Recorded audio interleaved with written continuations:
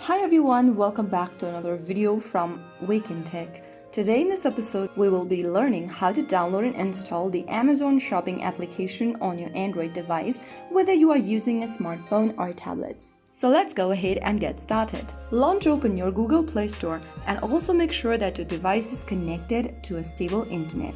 Now, click on the search icon at the bottom of the screen to bring up the search bar at the top. In the search bar, type in Amazon. Look for the Amazon shopping application from Amazon Mobile LLC and tap on Install. Wait for the application to download and install on your device, which will take a couple of minutes to complete.